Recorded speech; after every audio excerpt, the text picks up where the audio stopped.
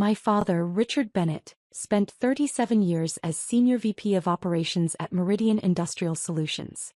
He made $340,000 annually, drove a leased Mercedes S-Class, and belonged to the West Shore Country Club where membership cost $85,000 initiation plus $12,000 yearly dues. He built his identity on corporate hierarchy, executive status, and the carefully curated image of success. I'm Marcus Bennett. I'm 32 years old. For the past decade, my father introduced me at family gatherings the same way. This is Marcus. He does government work. Data entry, I think. He wasn't entirely wrong. I did work for the government, just not the way he imagined. The disappointment started early. I graduated from MIT with a degree in aerospace engineering and cryptographic systems.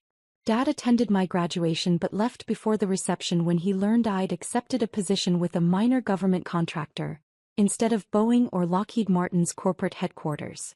Government work, he said with visible distaste. Marcus, I raised you for executive leadership, not middle management bureaucracy.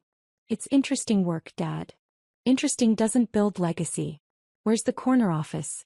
Where's the executive parking spot? He shook his head. Your cousin James just made partner at his law firm. Your sister Victoria runs an entire marketing division. And you're filing paperwork for mid-level government contracts. I didn't correct him. My actual role was lead systems architect for classified aerospace defense contracts. My security clearance was TS/SCI with additional compartmented access. The minor government contractor was actually my own company, Archon Systems Integration, which I'd founded at 24 with 2 MIT classmates. We started small. A $2.8 million contract for navigation system integration. Then $8.3 million for communications encryption. By year 3, we'd secured a $47 million multi-year contract for satellite defense systems. By year 7, our annual government contracts totaled $186 million, and we'd expanded into aerospace consulting for 3 Fortune 100 companies. Last year, Archon's total valuation hit $340 million. I own 73% of the company outright. But Dad never asked about my work. He asked about my title, my office size, whether I had people reporting to me. When I mentioned I had a team, he assumed I meant a small group of fellow data entry clerks. At family gatherings, the contrast was constant and deliberate.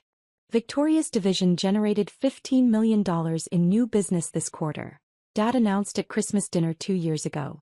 She's being considered for VP of Marketing. And James just closed a merger worth $40 million. His firm is making him equity partner. Mom beamed. We're so proud. Dad turned to me. Marcus, how's the government job? Busy. Good projects. Still doing data entry? Something like that. Well. He sighed like I was a disappointment he'd learned to tolerate. Steady work is respectable, I suppose. Not everyone can handle executive pressure. Victoria smirked into her wine glass. James, my cousin, just nodded sympathetically like I was someone to be pitied. The turning point came 6 months ago. Dad announced his retirement at Sunday brunch. 37 years, he declared. I'm retiring as Senior VP with full executive benefits and pension. Meridian is throwing a retirement celebration at West Shore Country Club. Black tie executive reception. The CEO is speaking. Board members attending. The chairman of our parent company is flying in from New York. That's wonderful, Dad, Victoria said.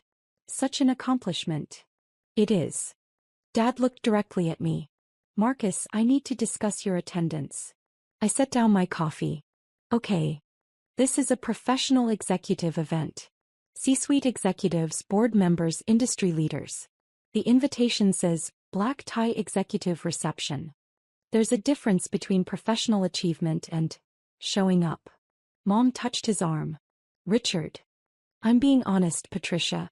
Marcus works in data entry for a government contractor. He'll be surrounded by people asking what he does, where he works, what his title is. It's not his environment.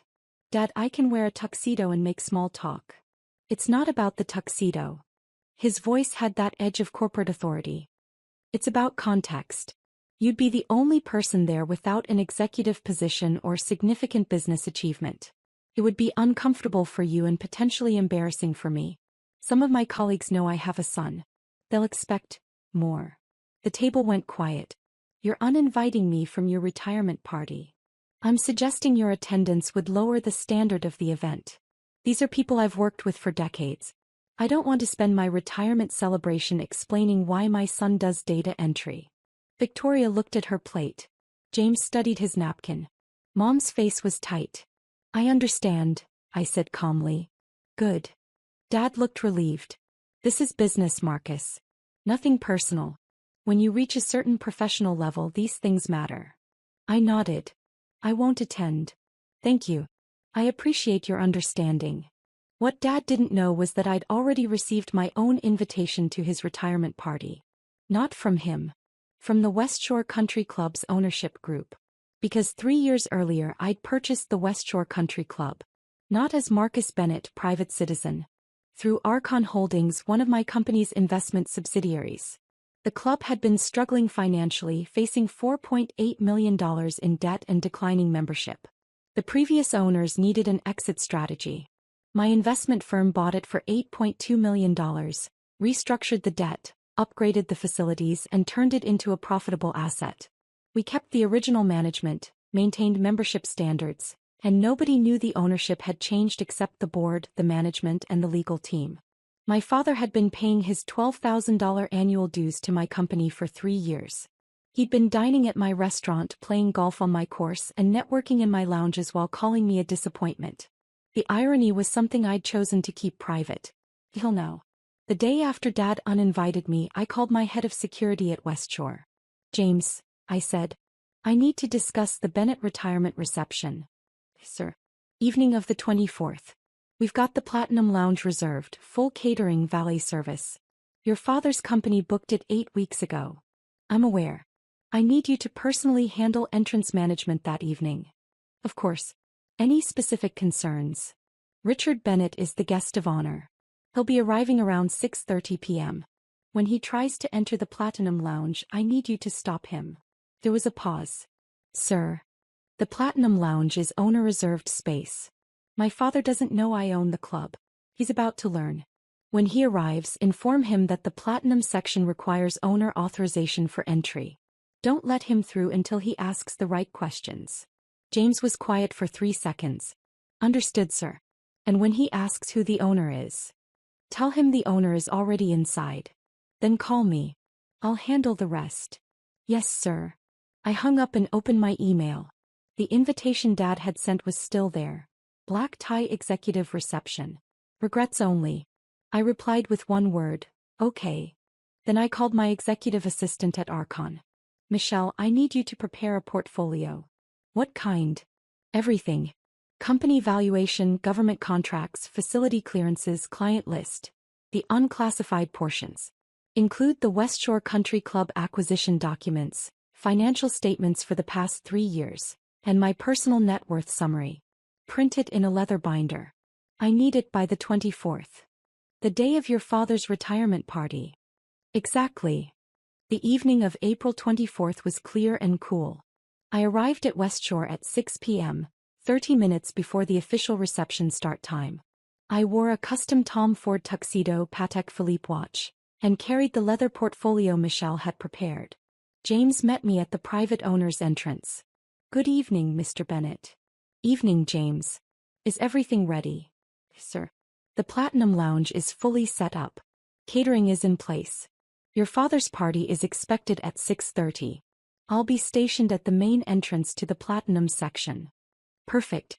I'll be inside. When my father arrives, follow the plan exactly. Understood, sir. I entered the Platinum Lounge through the private corridor. The space was impeccable. Floor-to-ceiling windows overlooking the golf course, crystal chandeliers, private bar, seating for 80 guests. My company had spent $340,000 renovating this room alone. I took a seat at a corner table with a clear view of the main entrance. I ordered a scotch and opened the portfolio, reviewing the documents I might need. At 6:32 p.m., I heard raised voices from the entrance corridor. Sir, I need to see your authorization. Authorization? I'm the guest of honor. This is my retirement party. That was Dad's voice, already frustrated. I set down my scotch and waited. I understand, sir, but the Platinum Lounge is reserved exclusively for the owner's guests this evening. I need confirmation that you're authorized to enter this section. Authorized? My company booked this room 8 weeks ago. We paid $18,000 for this space. The booking is confirmed, sir. However, the Platinum section has specific access requirements. Club ownership has reserved this area for tonight. I need to verify your authorization. This is absurd. Dad's voice was getting louder. I've been a member of this club for 15 years. Do you know who I am? Yes, Mr. Bennett. You're tonight's honoree. However, club policy requires. Get your manager. Get the club president. This is outrageous. James remained calm. Sir, I'm following owner instructions directly. The owner of West Shore Country Club has reserved this section. If you'd like entry, I need to confirm you're on the authorized guest list. There was a dangerous pause. Who owns this club? The ownership information is private, sir. However, the owner is currently inside the Platinum Lounge. Would you like me to inquire about your authorization? Yes. Immediately. I heard James speak quietly into his radio. Security to owner. Mr. Richard Bennett is at the Platinum entrance requesting authorization. I stood, straightened my jacket and walked toward the entrance. The portfolio remained on my table. I wouldn't need it yet. The corridor opened into the entrance foyer. Dad stood facing James, red-faced and furious. He was wearing a tuxedo, looking every inch the successful executive. Mom stood behind him, looking uncomfortable. Victoria and her husband were there, along with about 20 other guests, all dressed formally, all looking confused and irritated. Dad was mid-sentence when he saw me. And I want to speak to whoever owns this club right now because this is the most unprofessional. He stopped. His face went through 3 expressions: confusion, recognition, and dismissal. Marcus, what are you doing here? I told you not to attend. I smiled politely. Hello, Dad. Victoria. You weren't invited, Dad said sharply. This is an executive event. I'm aware. Then why are you here? And why are you inside the Platinum Lounge? He turned to James. This is my son. He's not authorized to be here either. He works in government data entry. James looked at me. I gave him a small nod. Mr. Bennett, James said carefully. This is Marcus Bennett. He owns West Shore Country Club. The corridor went completely silent. Dad stared at James. What? Marcus Bennett is the owner of this facility. He purchased it 3 years ago through Archon Holdings. He's authorized to be anywhere on the property. In fact, he authorized tonight's event. Dad's face went pale. That's impossible. I can provide documentation if needed, sir. Dad turned to me slowly. You own this club? Yes. You own West Shore Country Club. Through one of my investment companies, yes. We acquired it 3 years ago when the previous owners faced financial difficulties. We've invested about $3.2 million in renovations and improvements since then. Your investment company? Archon Holdings. It's a subsidiary of Archon Systems Integration. That's my primary company. Mom's hand went to her mouth. Victoria's face had gone white. Dad's voice was very quiet. Your government data entry job. I don't do data entry, Dad. I'm the founder and CEO of Archon Systems Integration. We're a defense aerospace contractor specializing in classified satellite and communications systems. We hold $186 million in active government contracts. Last year our company valuation was $340 million. I own 73% of it. The number hit him like a physical blow. You're saying you're worth. Personally, about $248 million, not including real estate holdings and other investments.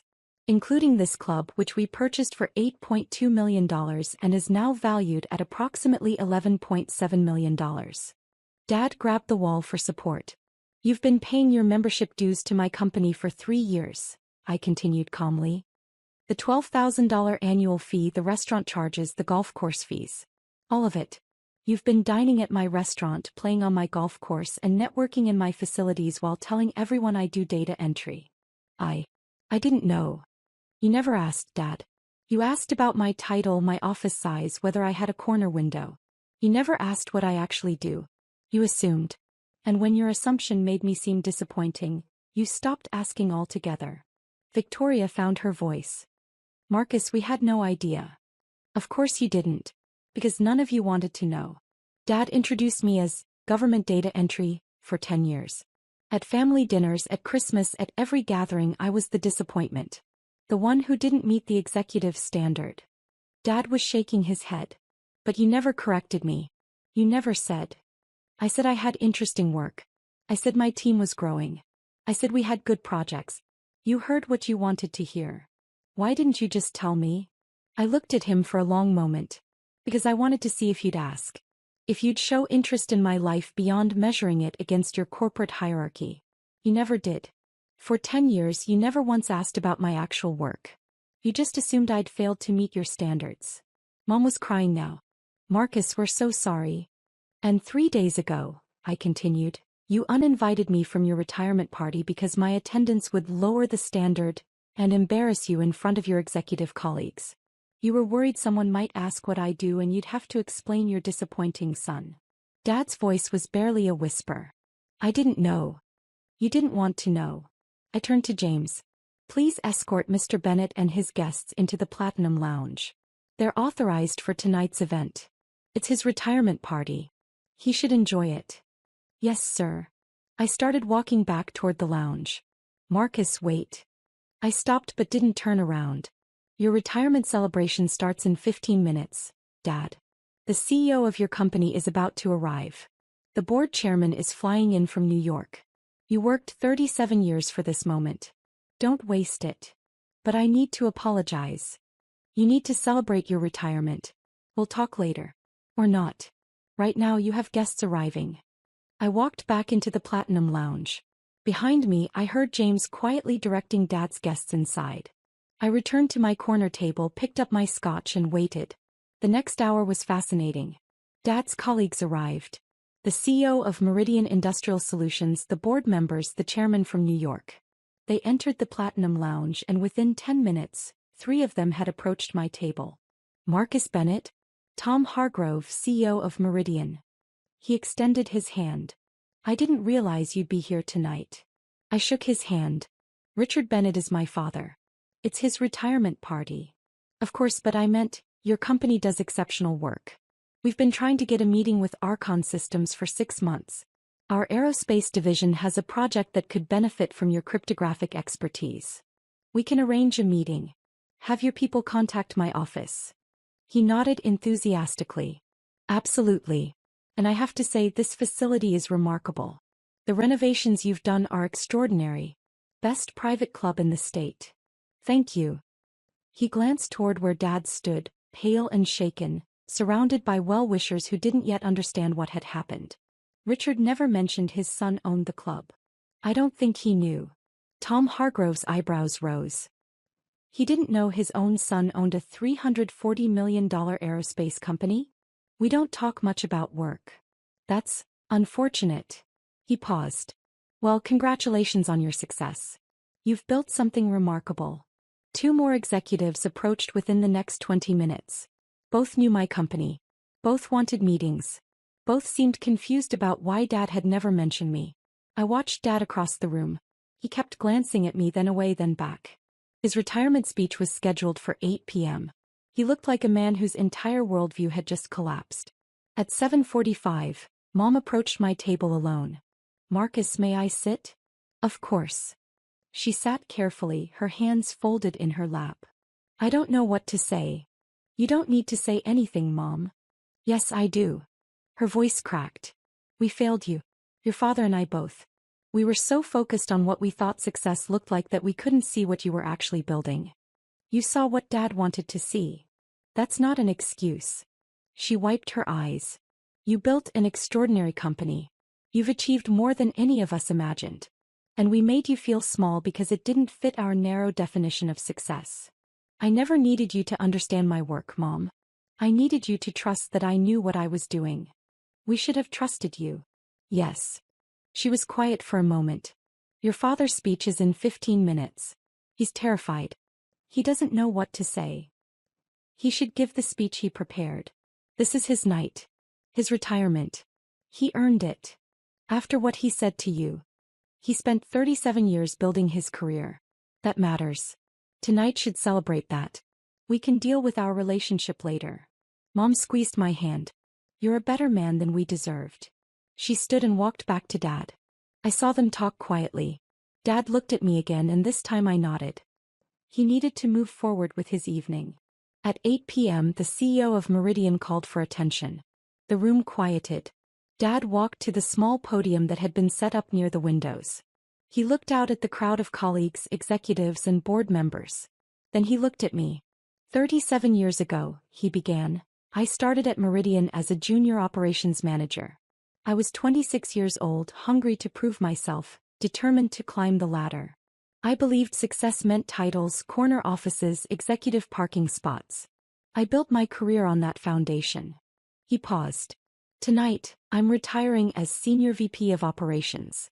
I reached the executive level I dreamed about. I earned the titles I wanted. By every measure I set for myself, I succeeded. His voice changed. But tonight I also learned that I failed to recognize success when it was sitting in my own home. My son Marcus is in this room. He's the owner of this club. More importantly, he's the founder and CEO of a $340 million aerospace defense company. He built it from nothing while I told people he did data entry. The room was completely silent. For 10 years I measured his success by my standards. I looked for corner offices and executive titles. I never asked about the classified government contracts, the defense systems, the aerospace innovations he was creating. I saw what I wanted to see and what I saw disappointed me. Dad's hands gripped the podium. 3 days ago, I uninvited him from this party because I was embarrassed by what I thought he did. I told him his attendance would lower the standard of this event. Tonight I learned he owns the venue. He authorized this entire celebration. And every executive in this room seems to know his company and want to work with him. Someone in the crowd actually gasped. So before I talk about my 37 years at Meridian, I need to say this. Dad looked directly at me. Marcus, I'm sorry. I'm sorry for dismissing your achievements. I'm sorry for never asking about your work. I'm sorry for measuring you by standards that don't matter. You built something extraordinary and I was too blind to see it. The room was absolutely still. You were right, Dad continued quietly. I didn't want to know. Because knowing would have meant admitting I was wrong about what success looks like. It would have meant recognizing that you surpassed everything I achieved, and you did it quietly without the titles and recognition I craved. He paused. I don't know if you can forgive me, but I hope tonight on what should be my celebration, you understand that I finally see you. And I'm proud. Not of your money or your company or your success. I'm proud that despite having a father who couldn't see your worth, you built something meaningful anyway. Dad stepped back from the podium. The room erupted in applause, but he wasn't looking at them. He was looking at me. I stood and walked to the podium. The crowd quieted. Dad, I said, give your retirement speech. You earned this night. We'll talk tomorrow. But tonight is yours. He nodded slowly. I returned to my table. Dad gave his prepared speech.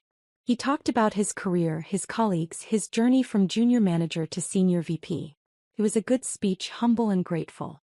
When he finished, the crowd applauded enthusiastically. The party continued until 11 p.m.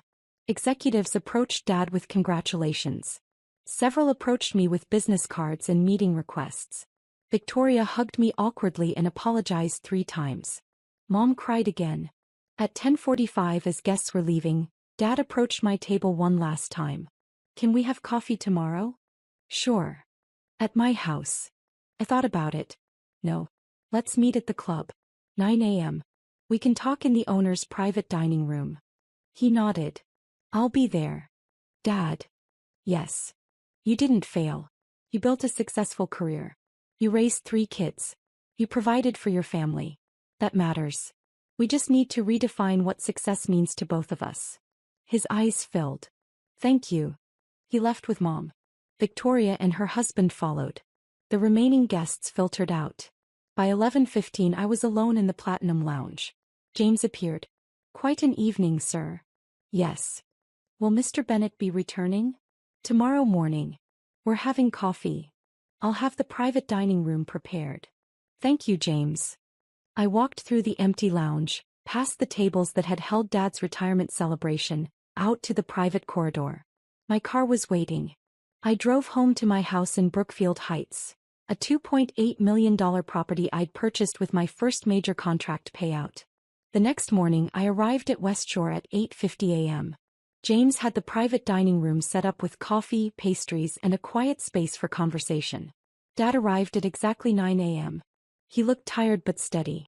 We sat. I poured coffee. I brought something, Dad said. He pulled out a folder. This is every family photo I have of you. Christmas, graduations, birthdays. 32 years of photos. He spread them on the table. Last night I went through them all. You know what I realized? In almost every picture you're smiling. You look happy. Confident. Like you knew exactly who you were and where you were going. I never saw it. I was so focused on what I thought you should be that I never saw who you actually were. Dad. Let me finish. He took a breath. I built my entire identity on corporate hierarchy. When you didn't follow that path, I thought you'd failed. But you didn't fail. You just succeeded differently. You built something bigger than anything I ever imagined, and you did it while I was calling you a disappointment. You weren't entirely wrong, I said. I could have told you about my company years ago. I chose not to. Partly because you weren't asking, but partly because I wanted to see if you'd value me without the success markers you cared about. That's fair. But Dad, you need to understand something. Your career wasn't less valuable because mine turned out differently. You worked 37 years at a company. You provided for your family. You earned your retirement. That matters. But I hurt you. Yes. And I don't know how to fix that. I was quiet for a moment. You start by asking about my work. Really asking. Not about titles or office size. About what I actually do, why it matters, what challenges I'm solving. Okay. And you stop measuring success by corporate hierarchy. Victoria's marketing success is valuable. Your career was valuable. My company is valuable. They're just different paths. Dad nodded slowly. Can I ask now? About your work. Yes. What do you actually do? I smiled. I design cryptographic systems for classified defense satellites. My team of 47 engineers builds secure communication networks that protect national security infrastructure. We integrate aerospace systems that coordinate defense operations across multiple agencies. That sounds incredible. It is. It's complex, challenging work. I love it. Why didn't you tell me? Most of it's classified. I can't discuss specifics. But also, you never asked about the work itself. You asked about titles and hierarchy. There was no entry point for the actual conversation. Dad was quiet. I wasted 10 years. We both did. But we don't have to waste the next 10. He looked up. No. If you actually want to know about my work, my company, my life, I'll tell you. But it has to be genuine. Not because you're impressed by the money or the success. Because you actually care about who I am. I do care. Always cared. I just showed it terribly. Then we start over. Today. Dad reached across the table. I shook his hand. Marcus, what you've built is extraordinary. Not just the company or the money. The way you handled last night. The way you're handling this conversation. You're a better man than I taught you to be. You taught me plenty, Dad.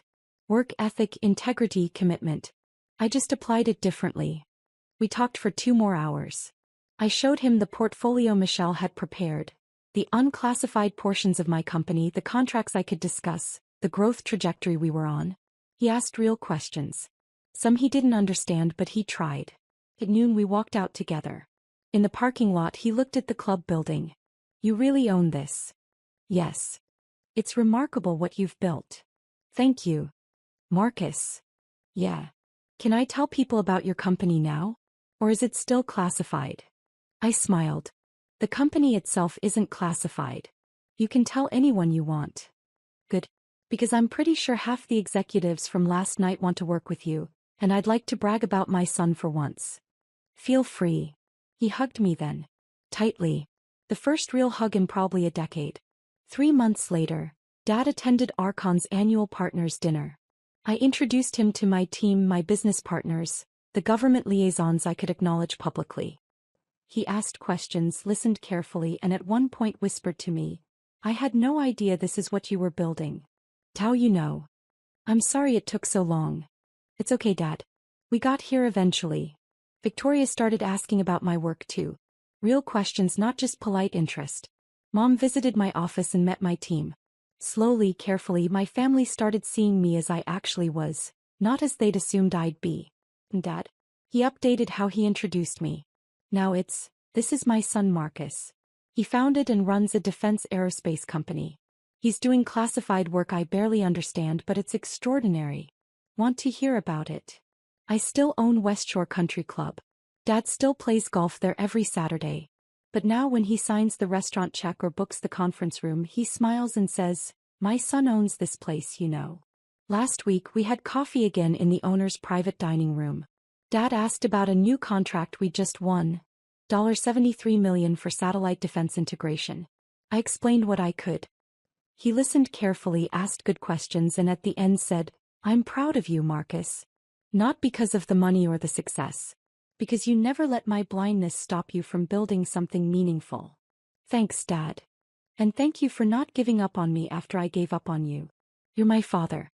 I wasn't going to give up." He smiled. "Even after I uninvited you from my own retirement party? Even then." We finished our coffee in the club I own, surrounded by the success I built, finally understanding each other after 10 years of missing the point. Sometimes the best reversals aren't about humiliation or revenge. Sometimes they're about finally being seen for who you actually are. And sometimes that's enough.